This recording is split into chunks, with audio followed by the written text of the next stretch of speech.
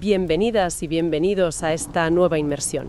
Hoy vamos a meternos con un objeto que, despierta tanto fascinación como un poco de yuyu, el tablero Ouija. Exacto. Vamos a analizar algunos extractos de Ouija, historia, misterio y leyenda de un tablero. Queremos entender un poco de dónde sale, por qué tuvo tanto éxito comercial, las polémicas que siempre ha habido, claro. ¿Que no son pocas? Y por qué, fíjate, más de un siglo después sigue ahí, como un icono cultural cargado de misterio. Empezamos a tirar del hilo. A ver, vayamos al principio de todo. ¿De dónde sale esta idea? Una tabla que se supone que habla. Pues tenemos que irnos al siglo XIX. Era una época de mucho fervor por el espiritismo, ¿sabes? Tanto en Estados Unidos como aquí en Europa. Ah, la época de las sesiones, los mediums. Justo. Plena revolución industrial, avances científicos y a la vez mucha gente buscando conectar con el más allá. Las sesiones con mediums serán súper comunes. Entiendo. Y en ese caldo de cultivo, pues, hacia 1886 en Ohio, empiezan a aparecer las primeras noticias sobre tablas parlantes. Las usaban los espiritistas de la zona. O sea que no fue un invento de la nada. No. Eran básicamente planchas de madera, con letras, algún indicador, muy rudimentarias al principio. Vale. ¿Y cuándo se convierte ya en la Ouija que todos tenemos en mente? El producto, digamos. El salto clave es la patente. Llega en 1890. La registran Elijah Bond y Charles Kennard. Y el diseño que patentan ya es el reconocible, ¿eh? El alfabeto, los números. Eso es. Alfabeto, números del 0 al 9 y las palabras clave. Sí, no, adiós. Muy pensado para facilitar esas, supuestas conversaciones. Claro. Y ojo, solo un año después, en 1891, ya hay un anuncio en un periódico de Pittsburgh que lo llama el maravilloso y misterioso juego de la Ouija. ¿Juego? No herramienta espiritista. Exacto. Prometía respuestas del pasado, presente y futuro, pero se vendía como entretenimiento familiar. Eso es curioso desde el minuto 1. Ahí ya hay una dualidad interesante. Nace del espiritismo, pero se vende como un juego. ¿Y el nombre? Ouija. ¿De dónde viene? Porque suena... Suena raro, ¿verdad? Pues aquí la cosa se pone más misteriosa todavía, porque el origen del nombre es uno de los grandes enigmas del tablero. Venga ya. Hay varias teorías, y ninguna está confirmada al 100%, lo que, claro, alimenta más esa aura enigmática que tiene. A ver, cuenta alguna. Pues mira, una leyenda muy famosa dice que en una de las primeras sesiones, con el prototipo, le preguntaron al tablero cómo quería llamarse. ¿Y? Y que la plancheta, el puntero, deletreó O-U-I-J-A. Que el propio tablero se bautizó. Eso es empezar fuerte, ¿eh? Ya te digo. Es una historia genial para el marketing del misterio. ¿Y qué otras opciones hay? Más terrenales, digamos. Otra teoría muy común es que viene de juntar el oui francés y el ja alemán. Ambas significan sí. Exacto. Como si el nombre simbolizara la afirmación, la respuesta positiva. Y luego hay una tercera que lo relaciona con una medium, Helen Peters. Una medium. Sí, se dice que estaba en esa sesión inicial y llevaba una medalla con la imagen de una mujer y la palabra Ouija grabada. Pero vamos, que nunca se ha sabido a ciencia cierta. Me encanta esa ambigüedad. Es casi una metáfora del propio tablero. Totalmente. Y esa ambigüedad ayuda, pero ¿cómo pasa de ser una curiosidad a un fenómeno de masas? A estar en tantas casas. Yo creo que la clave fue lo fácil que era usarla y lo accesible que era. No como las sesiones espiritistas formales, ¿no? Que necesitabas un medium, un ambiente especial. Claro, esto era más casero. Mucho más. Cualquiera podía comprarla y usarla en casa, con amigos, en familia.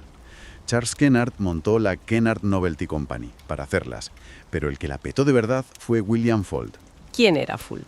Fuld compró la patente en 1901 y tenía una visión para los negocios tremenda.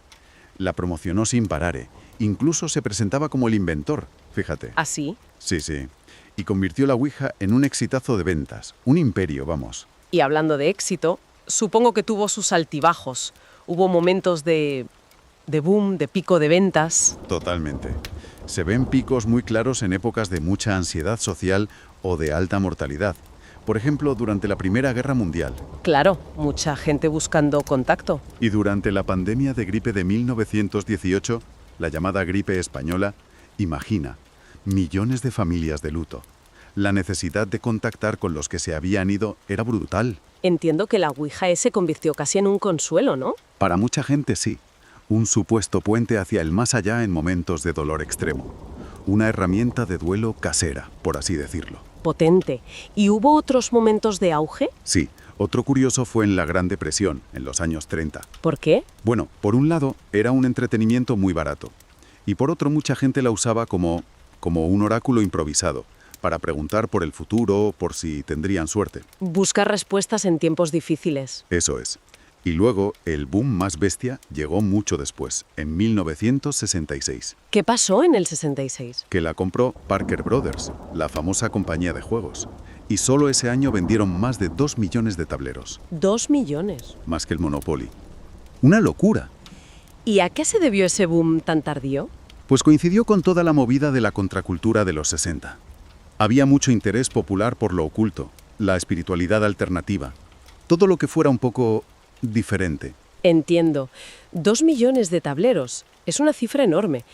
Pero claro, imagino que tanta popularidad no gustaría a todo el mundo. La polémica tuvo que ser grande, ¿no? Enorme. Y desde el principio, ¿eh? La Iglesia Católica, por ejemplo, la condenó rapidísimo. Y de forma muy clara. ¿Qué decían? La veían como una herramienta peligrosa, básicamente. Una puerta abierta a influencias malignas, una invitación al demonio a entrar en tu vida, en tu casa.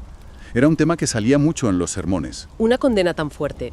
¿Tuvo algún efecto inesperado? Pues sí, lo típico. Paradójicamente, esa condena tan oficial y el insistir en lo peligrosa que era, pareció aumentar su atractivo para algunos. El efecto del fruto prohibido. Exacto. Sobre todo entre jóvenes o gente más rebelde. La idea de que no era solo un juego tonto, sino algo potente y prohibido. Pues multiplicó el interés y el misterio. Ya. Mientras tanto, ¿qué decía la ciencia? Porque la gente que la usa a menudo dice que nota una fuerza, que el puntero se mueve solo. ¿Había explicación para eso? Sí. La explicación científica principal y la que sigue vigente es el llamado efecto ideomotor. ¿Efecto? Ideomotor. Sí. Es un fenómeno psicológico bastante conocido. Básicamente, hacemos pequeños movimientos musculares sin darnos cuenta, de forma inconsciente. Ah, Aplicado a la Ouija, significa que somos nosotros mismos, los participantes, los que movemos el puntero, aunque estemos convencidos de que es algo externo. o sea, que son nuestras expectativas, nuestros miedos. Nuestros deseos inconscientes, sí. Se traducen en esos micromovimientos que guían la plancheta hacia las letras. ¿Y se pudo demostrar eso? Sí, se hicieron experimentos bastante claros. Por ejemplo, si les tapaban los ojos a los participantes, ¿Qué pasaba? pues que los mensajes se volvían un caos, incoherentes, o directamente el puntero dejaba de moverse de forma clara, lo que apoyaba mucho la idea de que era la vista y la sugestión lo que guiaba el movimiento. Ciencia contra creencia. El debate de siempre en estos temas. Exacto. Pero parece que hubo un momento, más allá de la iglesia o la ciencia, un momento cultural que lo cambió todo para la Ouija. Sin duda. El punto de inflexión total fue la película El Exorcista, en 1973. Uf, claro, la escena inicial. Esa escena. La niña, Regan, que encuentra a la Ouija y juega con ella justo antes de que empiece todo el horror de la posesión. Tuvo un impacto brutal en la gente. Cambió la imagen del tablero para siempre, ¿no? Totalmente. Pasó de ser visto como un juego de salón un poco inquietante, una curiosidad, a ser un símbolo directo de peligro demoníaco. Vaya cambio. La película creó una conexión súper fuerte en la mente de millones de personas. Ouija igual a posesión, a mal rollo, a consecuencias terroríficas. A partir del Exorcista, la leyenda negra se disparó. Y supongo que eso alimentó todavía más las historias, las leyendas urbanas. Aparte de la ficción, hay casos reales, documentados, que parecieran apoyar ese miedo, esa idea de que pasan cosas raras. Hombre, relatos personales hay a patadas, claro. Y luego hay algunos casos documentados que, bueno, más allá de la explicación final que tengan. Psicológica, fraude, paranormal. Eso es. Pero que sí alimentaron esa leyenda negra y dejaron a mucha gente bastante desconcertada. ¿Puedes contarnos alguno que llamara la atención? Pues mira, uno muy curioso es el de Pearl Curran en 1913 en Estados Unidos. ¿Qué pasó con ella? Era un ama de casa, sin formación literaria especial, que dijo que contactó por la Ouija con el espíritu de una mujer inglesa del siglo XVII. Se llamaba Patience Worth. Y Lo increíble es que Curran empezó a dictar miles de poemas, novelas, obras de teatro. de una calidad literaria bastante buena, ¿eh? Todo atribuido a Patience Worth. El caso dejó flipando a intelectuales y expertos durante años. Suena increíble, la verdad. ¿Algún otro caso que reforzara esa idea de peligro? Pues en los años 20, en Chicago, la policía llegó a investigar crímenes y suicidios donde aparecía una ouija. ¿En serio? Sí, hubo un caso muy sonado de una mujer que culpó al tablero de incitarla a matar a su marido. Decía que la ouija le había dicho que le era infiel y que se vengara. Qué fuerte. Y otro caso es el de Clifford Bias, en 1941. Un tipo que dijo que recibió instrucciones del tablero para montar un grupo espiritual. Y lo hizo, ¿eh? Llegó a ser un medium conocido. Estos casos salían en la prensa y, claro, contribuían a esa idea de que la ouija podía influir de verdad y a veces para mal. ¿Y en España? Has dicho que aquí también hay historias potentes. ¿Tenemos una relación especial con la ouija? Pues parece que sí, que en España ha habido casos muy sonados y que han calado mucho. Por ejemplo, hay un incidente documentado en Madrid en 1935. ¿Qué ocurrió? Unos vecinos llamaron a la policía asustados por unos gritos terribles, golpes, ruido de muebles, que venían de un piso donde unos jóvenes habían estado con la ouija. ¿Y la policía? La policía fue, pero los informes de la época dicen que no encontraron una explicación lógica para lo que vieron y oyeron allí. Y supongo que tenemos que hablar del caso más famoso de todos aquí, Vallecas. Efectivamente, el caso Vallecas, entre 1990 y 91 en Madrid. Probablemente el incidente con ouija más conocido de España y famoso fuera también. ¿Cómo empezó todo? Según los testimonios, empieza con una adolescente, Estefanía Gutiérrez Lázaro, que hace una ouija improvisada en el instituto. Ajá. Parece ser que una profesora les pilló y paró la sesión de golpe. Y varios testigos dijeron que vieron como un humo negro salía del vaso que usaban y entraba en Estefanía. Una imagen potente. ¿Y después? Pues en los meses siguientes, Estefanía empezó a tener fenómenos muy raros, convulsiones nocturnas, decía que veía sombras, oía voces. Los médicos no le encontraron nada. ¡Qué angustia! Y lo peor es que Estefanía murió de repente en agosto del 91, con 18 años. Causa oficial, muerte súbita y sospechosa. Pero la historia no acaba ahí, ¿verdad? No, lo más fuerte y lo que disparó el caso fue lo que supuestamente pasó después en la casa de la familia. Denunciaron una actividad poltergeist brutal. Ruidos, cosas que se mueven. Eso, ruidos inexplicables, puertas que se abrían solas, objetos volando, sombras. Lo típico de los casos poltergeist, pero muy intenso según contaban. Y lo más increíble de Vallecas es la parte policial, ¿no? Correcto, eso es lo que lo hace único. La familia denunció y la Policía Nacional fue a la casa en noviembre del 92. ¿Y? Y lo extraordinario es que los agentes que fueron redactaron un informe oficial describiendo cosas que vieron ellos mismos y que no podían explicar. ¿Un informe oficial? Sí, describieron un armario que se abrió de golpe y con violencia, un crucifijo arrancado de la pared, ruidos muy fuertes. Ese informe policial es una pieza clave en la parapsicología española. Le dio una credibilidad tremenda al caso. Un informe policial describiendo fenómenos paranormales. Eso sí que alimenta la leyenda. Totalmente. El caso Vallecas consolidó esa fama maldita de la ouija en España de una forma bestial. Hasta inspiró la peli Verónica años después. Y supongo que hay más historias, aunque menos famosas. Sí, claro. Hay relatos parecidos en Sevilla, en Bilbao. Historias de sesiones que acaban mal, con insultos, amenazas, objetos que caen, sensaciones de presencias. Es un tema recurrente. Entonces, resumiendo un poco, tenemos un objeto que es a la vez un juguete patentado, un negocio que ha movido millones Un posible catalizador de efectos psicológicos como el idiomotor. y para muchísima gente un portal real a lo desconocido, quizá peligroso. Es una mezcla explosiva. Exacto, esa es la clave de la ouija. Por eso sigue fascinando. Su poder está en esa ambigüedad que nunca se resuelve del todo. Se ha convertido en un ícono cultural total. Instantáneo. Lo ves en el cine constantemente, desde El Exorcista hasta las sagas más recientes como Ouija o Wishboard. En libros, música, videojuegos, es como un símbolo rápido para decir, aquí hay ocultismo. Y quizás lo que lo hace más inquietante, a diferencia de un monstruo de peli, es que es un objeto real, ¿no? Que lo puedes tener en casa. Justo eso, no es un vampiro de ficción, es un trozo de cartón o madera que puedes comprar, tocar, guardar en el armario. Cualquiera puede tenerlo. Esa cercanía física lo hace más perturbador. Para mucha gente sí. Es como tener una invitación al misterio ahí, al alcance de la mano. Y todo esto a pesar de que la ciencia, ofrece explicaciones como el efecto idiomotor, que parece explicar bastante bien el movimiento. Pero el misterio sigue ahí. Porque, vale, la ciencia explica bien el movimiento muscular inconsciente, pero se queda corta para explicar todo lo que se cuenta. Como que, por ejemplo, Pues no explica bien cómo a veces salen mensajes con información que, supuestamente, nadie de los presentes sabía. O los fenómenos físicos que a veces acompañan las sesiones más heavies. Los ruidos, los objetos que se mueven, los cambios de temperatura, esa sensación tan fuerte de que hay alguien más ahí. claro. Es en esa grieta, en lo que la explicación racional no cubre del todo, donde la leyenda de la Ouija sigue vivita y coleando. Así que, mientras la Iglesia sigue con sus advertencias y los escépticos hablan de su gestión, Las historias personales, las experiencias raras, inquietantes o directamente aterradoras con la Ouija son incontables y siguen apareciendo. Y esas historias pesan mucho culturalmente. total, que después de más de 130 años, el tablero Ouija sigue aquí.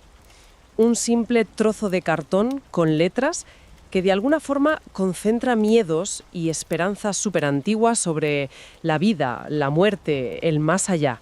Representa esa pregunta eterna sobre qué hay después y sobre todo representa la tentación humana de querer una respuesta ya, tangible, de intentar forzar esa comunicación con lo desconocido, aunque pueda tener riesgos. Aunque la razón nos dé explicaciones. Ujú.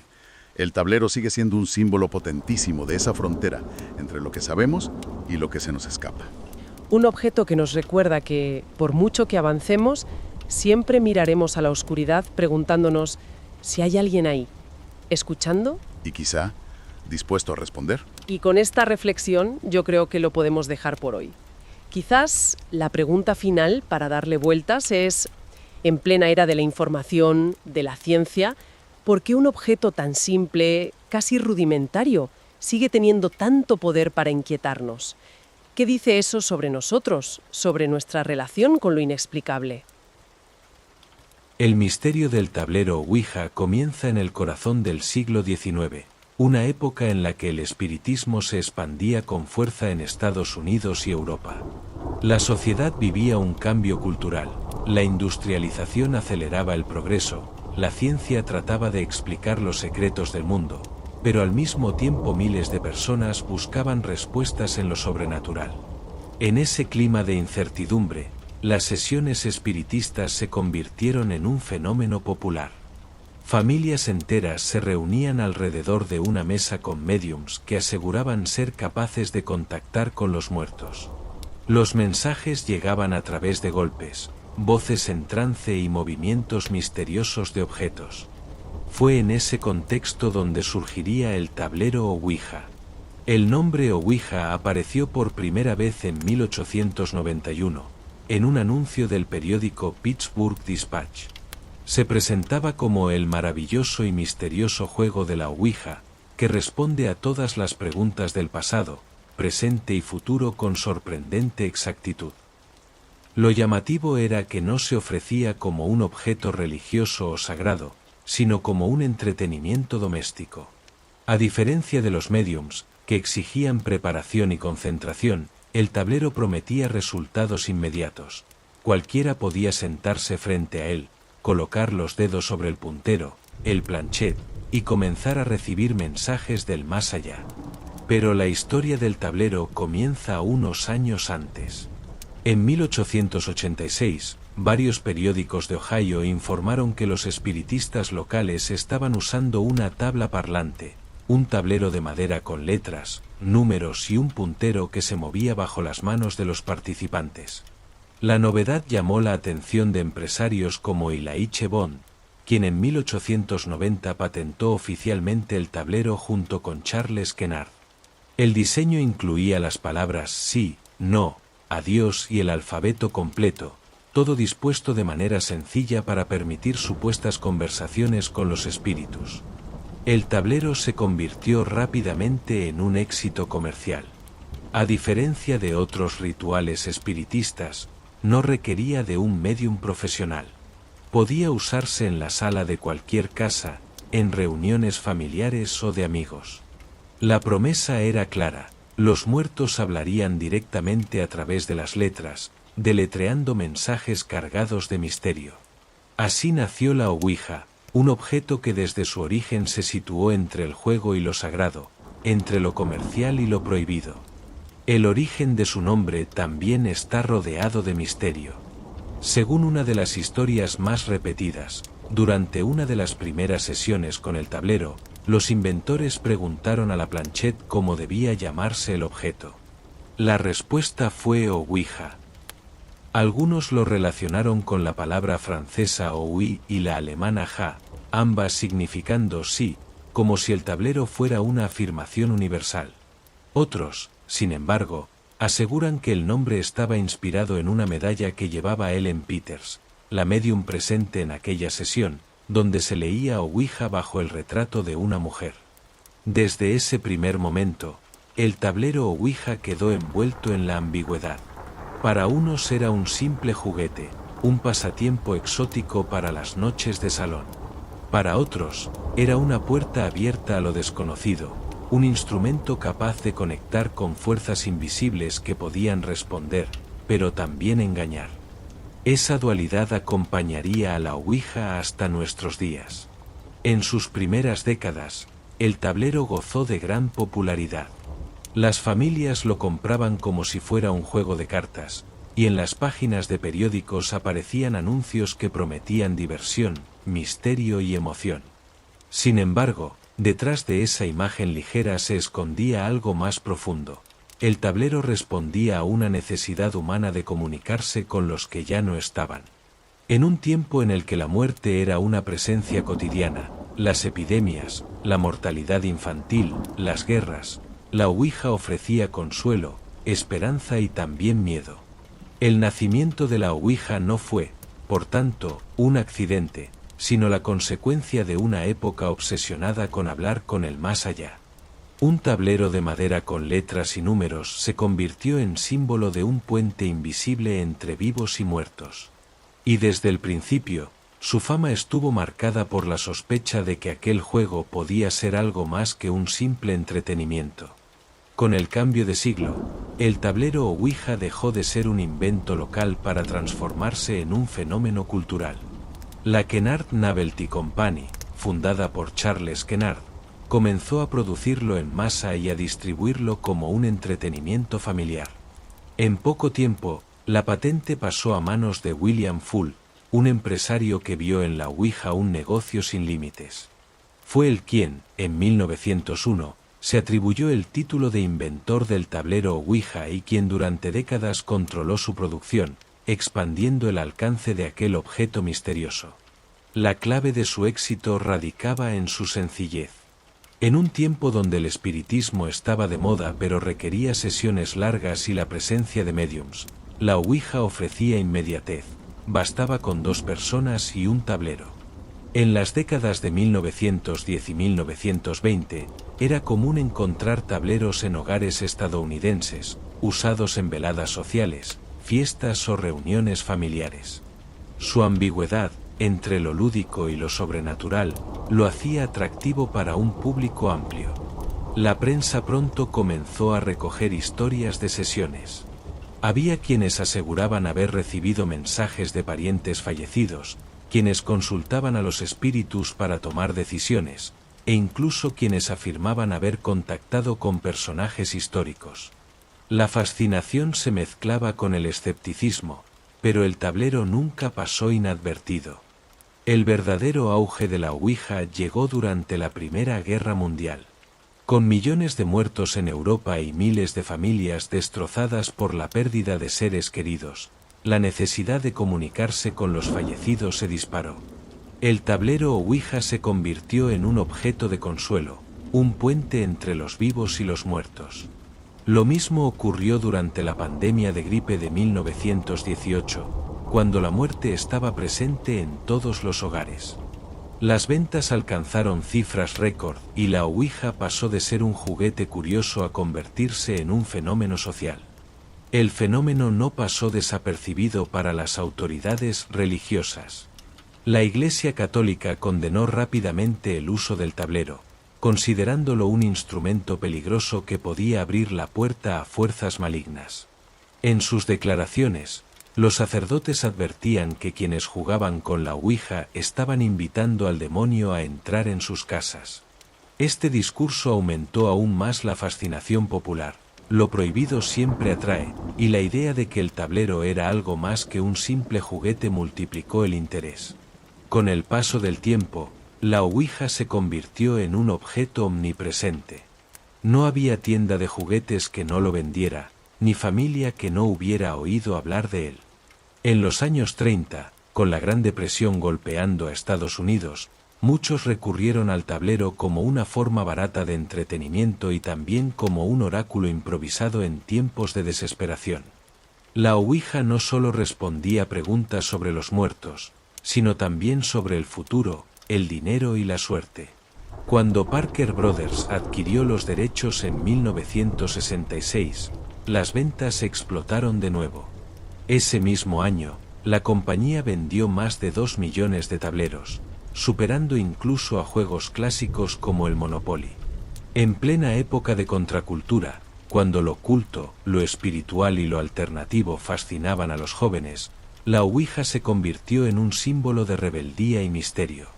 Sin embargo, con su éxito también crecieron las voces críticas. Los científicos explicaban sus movimientos a través del efecto idiomotor, un fenómeno psicológico por el cual las personas realizan movimientos inconscientes que creen ajenos a su voluntad. Según esta teoría, no eran los espíritus los que movían la planchette, sino los propios jugadores. Pese a estas explicaciones, los testimonios de experiencias inexplicables se acumulaban, y el aura misteriosa del tablero no hacía más que crecer. La línea entre el juego y el ritual quedó difusa. Para algunos, la Ouija seguía siendo un pasatiempo inocente. Para otros, se trataba de un objeto prohibido, un portal hacia fuerzas desconocidas. Lo cierto es que, en su expansión comercial, la Ouija había conquistado tanto los hogares como el imaginario colectivo, y con cada historia de sesiones extrañas se reforzaba la idea de que no era un simple juguete, sino una puerta a lo inexplicable. Desde el mismo momento en que el tablero Ouija empezó a venderse como un juego para todos los públicos, surgieron las controversias. Lo que para unos era un pasatiempo curioso y exótico, para otros representaba un peligro real. La Iglesia Católica fue una de las primeras instituciones en alzar la voz. Sacerdotes y teólogos advertían que la Ouija no era un simple tablero de madera con letras, sino una puerta abierta a fuerzas oscuras. Según ellos, cada vez que alguien apoyaba los dedos sobre la planchette e invocaba a los muertos, en realidad estaba invitando a los demonios a entrar. Desde los púlpitos se condenaba su uso, y no faltaban historias de fieles que aseguraban haber caído en desgracia tras jugar con él. La oposición religiosa no hizo más que avivar la curiosidad. Cuanto más se insistía en su carácter peligroso, más atractivo resultaba para jóvenes y curiosos. En muchos hogares, el tablero se convirtió en un objeto prohibido, guardado en secreto y usado a escondidas en las noches, como si el mero acto de colocar los dedos sobre el puntero fuera un desafío al mundo invisible. Mientras tanto, la ciencia buscaba una explicación lógica. A finales del siglo XIX y principios del XX, investigadores comenzaron a estudiar el fenómeno. La respuesta fue el efecto idiomotor, un mecanismo por el cual las personas realizan movimientos inconscientes, convencidas de que no los provocan ellas mismas. Bajo este punto de vista, la planchette no era movida por espíritus, sino por la propia mente de los participantes. En experimentos de laboratorio, se vendaban los ojos a los jugadores, y los mensajes dejaban de tener sentido, lo que confirmaba la hipótesis científica. Pero la explicación racional nunca logró acabar con el misterio. Los testimonios seguían llegando. Personas que afirmaban haber recibido mensajes con datos imposibles de conocer, predicciones que se cumplían al pie de la letra, e incluso advertencias de muertes que se producían poco después. Estas historias, imposibles de verificar del todo, fueron el combustible que convirtió a la Ouija en un símbolo de lo inquietante. Las controversias también alcanzaron al ámbito legal. En algunos estados de Estados Unidos, a principios del siglo XX, se intentó prohibir su venta, alegando que era un instrumento de estafa o un objeto satánico. Sin embargo, el tablero sobrevivió a todas las prohibiciones y se consolidó como un fenómeno cultural imparable. El gran punto de inflexión llegó en 1973, con el estreno de la película El Exorcista. En su primera parte, la niña Ragen comienza a manifestar fenómenos extraños después de jugar con un tablero Ouija. Aquella escena grabó en el imaginario colectivo la idea de que el tablero no era un simple juego, sino un portal hacia la posesión demoníaca. Desde entonces, la fama de la Ouija cambió para siempre. Lo que antes era visto como un entretenimiento de salón pasó a percibirse como un objeto prohibido, un instrumento peligroso al que nadie debía acercarse sin arriesgarse a pagar un precio terrible. Desde entonces, se multiplicaron las historias de advertencia. Testimonios de jóvenes que jugaban en grupo y aseguraban haber visto cómo la planchette se movía sola, cómo las luces se apagaban o cómo ruidos extraños recorrían la casa. Relatos de objetos que caían, voces que se escuchaban en la oscuridad y presencias que parecían seguir a los jugadores incluso después de guardar el tablero. Casos que, reales o no, se difundían rápidamente en periódicos, programas de radio y más tarde, en televisión. La Ouija ya no era vista como un inocente pasatiempo.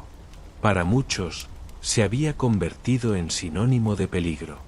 Científicos y escépticos seguían insistiendo en explicaciones racionales, pero el miedo popular no se disipaba. Cuanto más se intentaba desacreditarla, más historias surgían para alimentar su leyenda. El tablero Ouija se había transformado en un campo de batalla entre dos mundos, el de la razón, que trataba de explicarlo, y el del misterio, que encontraba en cada testimonio una prueba más de su poder. Y lo más inquietante estaba aún por llegar, los casos documentados de sucesos inexplicables que marcarían su fama para siempre. A lo largo del siglo XX, empezaron a multiplicarse los testimonios de sesiones de Ouija que no terminaron como un simple juego de salón.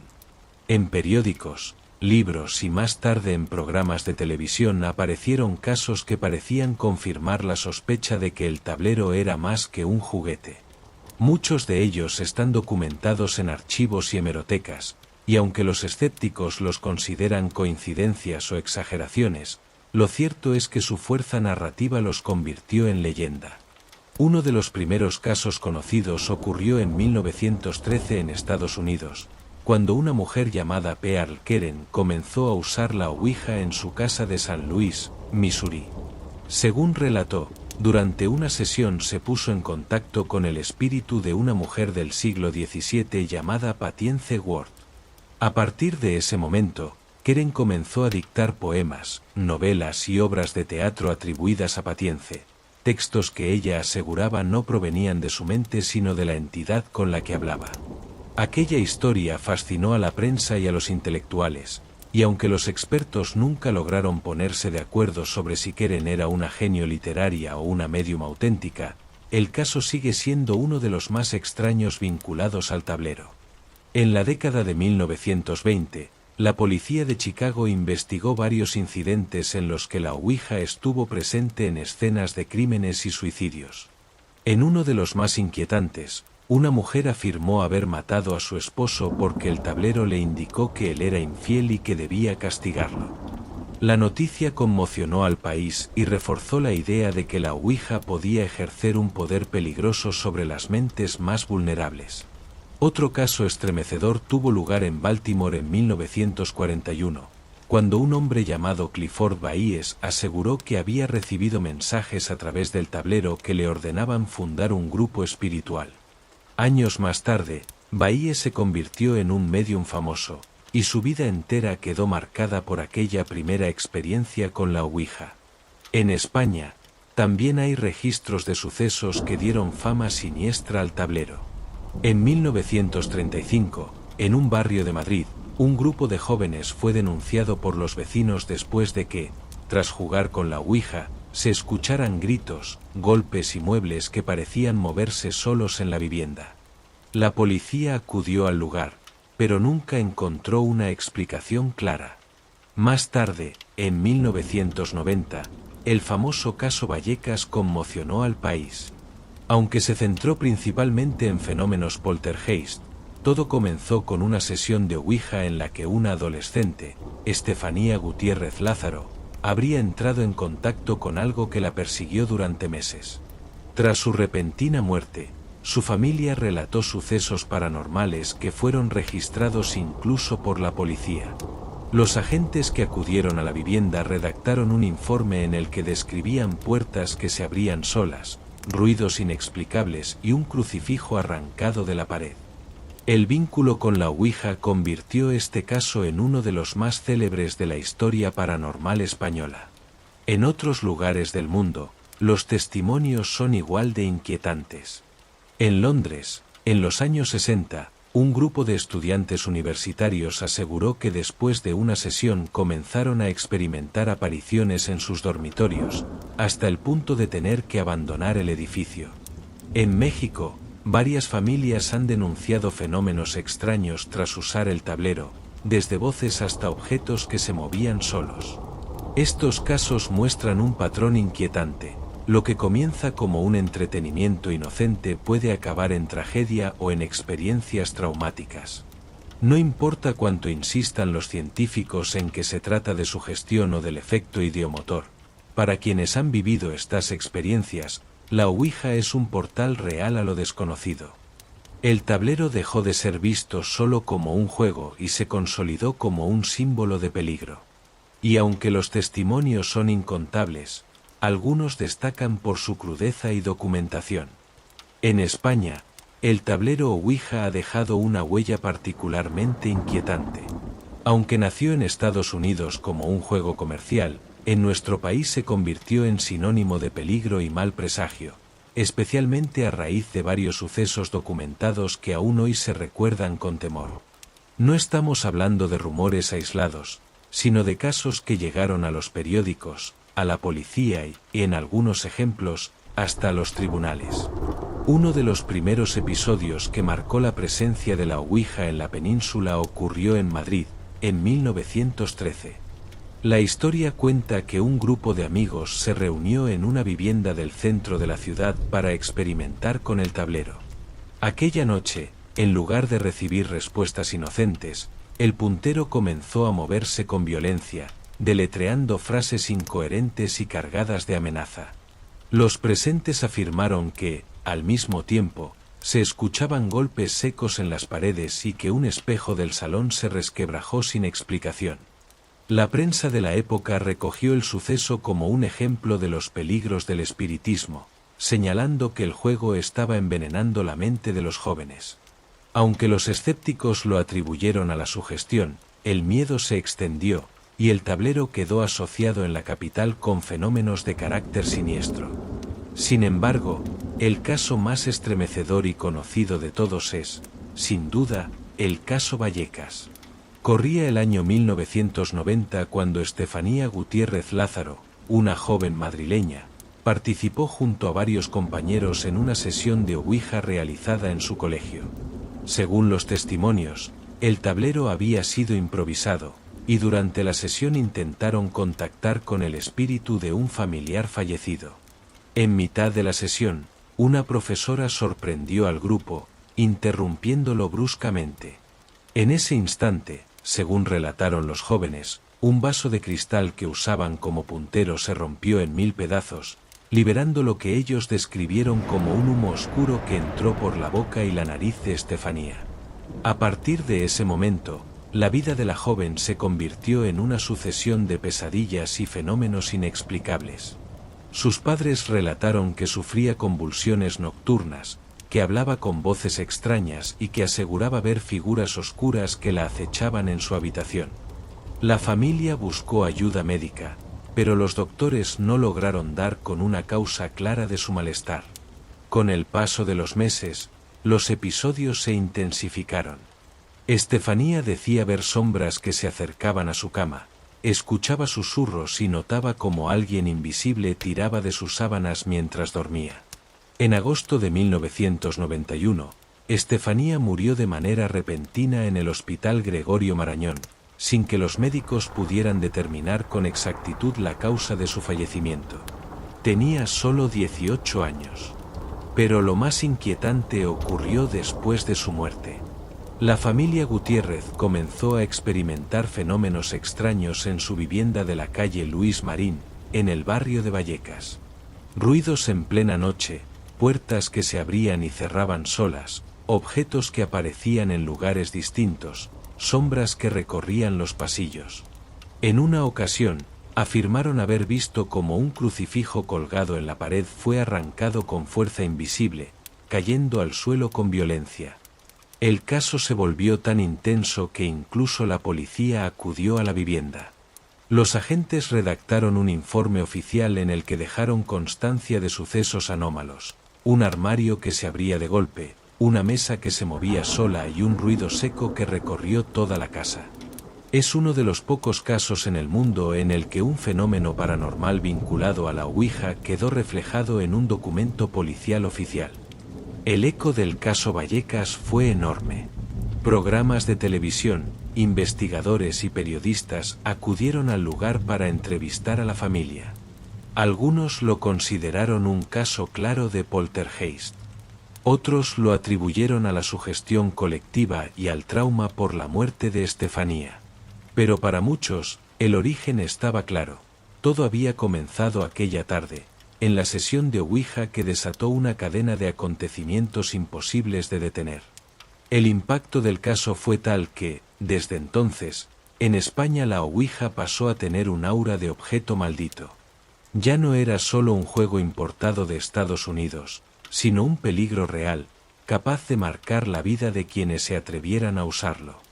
El caso Vallecas fue recordado incluso décadas después, especialmente tras el estreno de la película Verónica en 2017, que se inspiró libremente en aquellos sucesos, llevando la historia a un público internacional.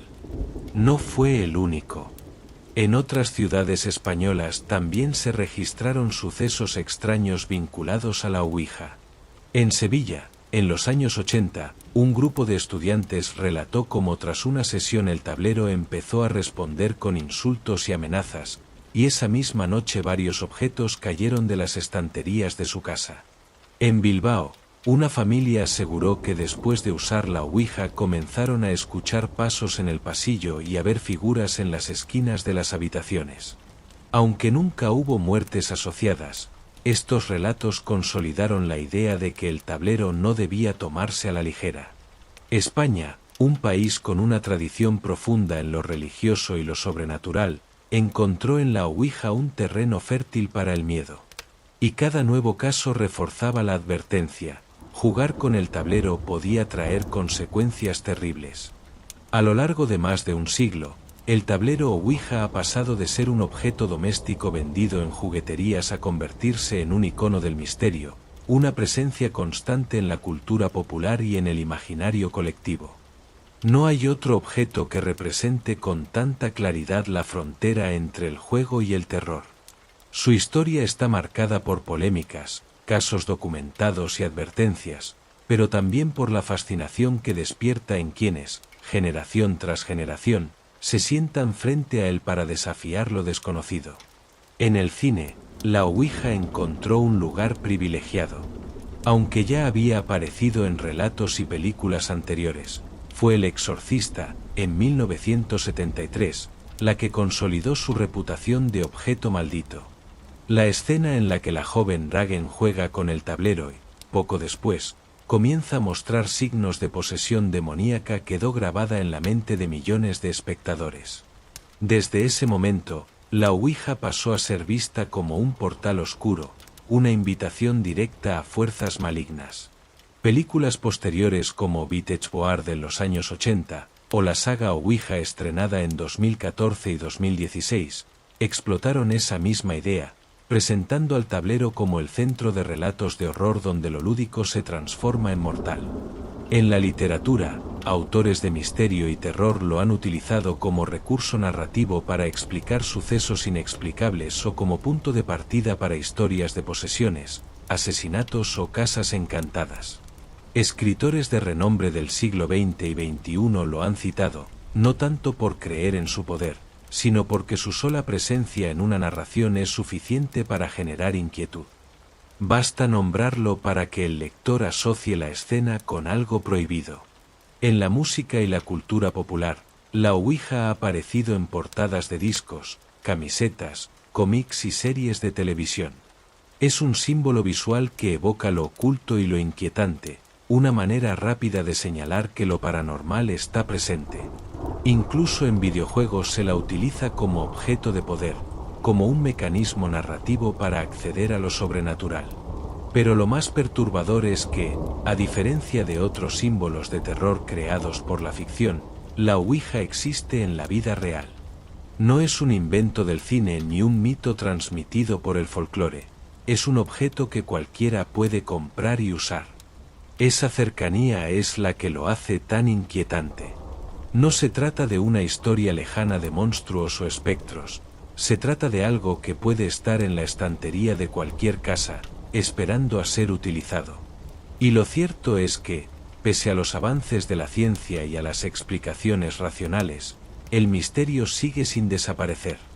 El efecto ideomotor puede explicar por qué la planchette se mueve incluso cuando los jugadores creen no estar empujándola, pero no puede responder a los casos en los que se obtienen datos desconocidos, ni a los sucesos que acompañan algunas sesiones. Ruidos, objetos que caen, voces extrañas, sensaciones de presencia. Es ahí donde la ouija mantiene su poder, en ese terreno intermedio donde la ciencia no alcanza y donde el miedo toma forma. La Iglesia continúa condenándola como una herramienta peligrosa, una invitación a fuerzas malignas que se disfrazan de almas inocentes. Los escépticos insisten en que es solo un juego que aprovecha la sugestión. Sin embargo, las historias de quienes han jugado y aseguran haber sentido como algo invisible los observaba o los seguía después de guardar el tablero son demasiadas para ser ignoradas. Más allá de las creencias personales, la ouija se ha convertido en un símbolo de advertencia, un recordatorio de que hay puertas que quizás sea mejor no abrir. Su presencia constante en la cultura popular refuerza la idea de que no se trata de un simple tablero con letras, sino de un umbral simbólico. En cada película, en cada relato y en cada caso documentado se repite el mismo mensaje: la ouija no es un juego, sino un riesgo. Hoy, más de 130 años después de su aparición, sigue ocupando un lugar en el imaginario colectivo.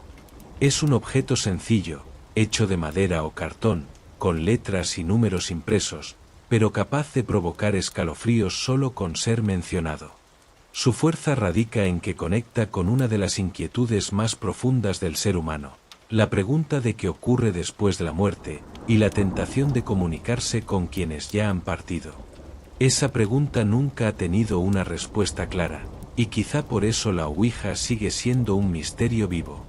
Un objeto que no desaparece, porque representa algo que está en la esencia misma de nuestra curiosidad y de nuestro miedo. Una ventana al más allá, un espejo de nuestras ansias y terrores, un recordatorio de que el ser humano, por más avances que logre, siempre mirará hacia la oscuridad preguntándose si alguien está ahí, esperando responder.